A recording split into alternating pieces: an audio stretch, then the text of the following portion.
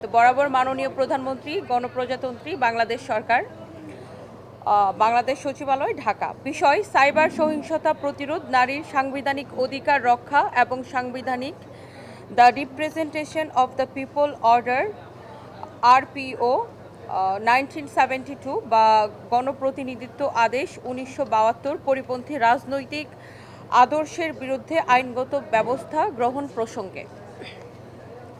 জনাব, আমরা বাংলাদেশের সচেতন নাগরিক ও আইনজীবী সমাজের পক্ষ থেকে দেশের আইনের শাসন ও মানব মর্যাদা সমুন্নত রাখার লক্ষ্যে আপনার সদয় অবগতির জন্য এই চূড়ান্ত আবেদনপত্র পেশ করছি। আমাদের দাবিগুলো নিম্নরূপ: ১. সাংবিধানিক অধিকার লঙ্ঘন। গণপ্রজাতন্ত্রী বাংলাদেশের সংবিধানের অনুচ্ছেদ ২৭ অনুযায়ী সকল নাগরিক আইনের দৃষ্টিতে সমান, সকল নাগরিক আইনের দৃষ্টিতে সমান।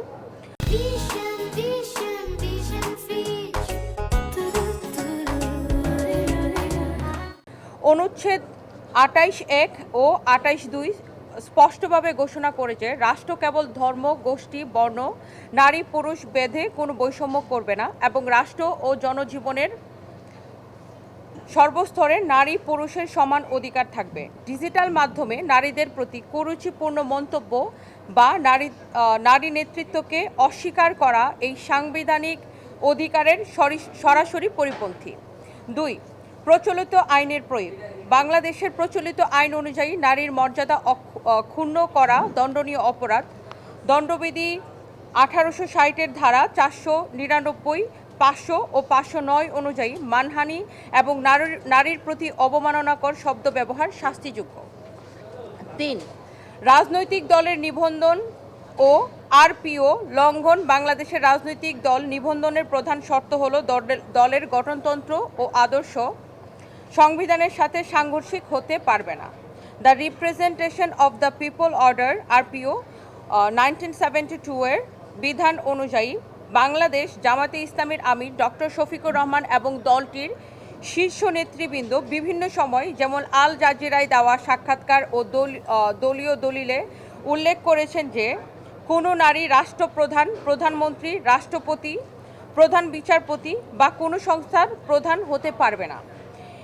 এছাড়া জামায়াতে ইসলামী বাংলাদেশের এটা ঘোষিত নীতিও। এই অবস্থান সংবিধানের অনুচ্ছেদ ২৭ ও ২৮-এর সরাসরি লঙ্ঘন। RPO অনুযায়ী কোনো দল যদি সংবিধানের মৌলিক কাঠামোর লিঙ্গ সমতা বিরুদ্ধে অবস্থান নেয় তবে সে রাজনৈতিক দলের নিবন্ধন বাতিলযোগ্য। রাষ্ট্র পরিচালনায় নারীদের অংশগ্রহণের অধিকার কেড়ে নেওয়া একটি চরম অসাংবিধানিক আদর্শ। ৪. সুনির্দিষ্ট অভিযোগ: সম্প্রতি ডক্টর শফিকুর রহমান কর্তৃক নারীদের উদ্দেশ্যে প্রস্টিটিউট বা পতিতা শব্দ ব্যবহার এবং নারী নেতৃত্ব নিয়ে তাদের দলগত বিদ্বেষমূলক অবস্থান কেবল ব্যক্তিগত আক্রমণ নয়, বরং এটি বাংলাদেশের সমগ্র নারী সমাজের সাংবিধানিক অধিকার ও সম্ভ্রমের উপর সুপরিকল্পিত আঘাত। ৫. আমাদের আইনি দাবি ও প্রত্যাশা: নারী সম্মান ও সাংবিধানিক অধিকার কোনো রাজনৈতিক আপোষের বিষয় হতে পারে না। এমত অবস্থায় আমরা নিম্নোক্ত দাবিগুলো উত্থাপন করছি: নিবন্ধন বাতিল ও পর্যালোচনা। সংবিধান ও RPOর শর্ত লঙ্ঘনের দায়ে বাংলাদেশ জামাতে ইসলামীর রাজনৈতিক নিবন্ধন বাতিলের বিষয়টি খতিয়ে দেখে দ্রুত আইনি ব্যবস্থা গ্রহণ করা। আইনগত ব্যবস্থা: ডক্টর শফিকুর রহমানের অবমাননাকর মন্তব্যের জন্য প্রচলিত ফৌজদারি ও সাইবার আইনে দ্রুত বিচার নিশ্চিত করা। প্রকাশ্যে ক্ষমা প্রার্থনা: নারী সমাজকে হেয় করার দায়ে তাকে অবিলম্বে প্রকাশ্যে ও নিঃশর্ত ক্ষমা চাইতে বাধ্য করা। জিরো টলারেন্স নীতি: নারী বিদ্বেষমূলক বক্তব্যের বিরুদ্ধে রাষ্ট্রকে কঠোর আইনগত অবস্থান গ্রহণ করতে হবে। একটি গণতান্ত্রিক রাষ্ট্রের আইনের শাসন সবার জন্য সমানভাবে বলবৎ থাকতে হবে। আমরা আপনার নেতৃত্বে এমন একটি বাংলাদেশ প্রত্যাশা করি, সদয় বিবেচনার এবং প্রয়োজনীয় ব্যবস্থা গ্রহণের প্রত্যাশায়।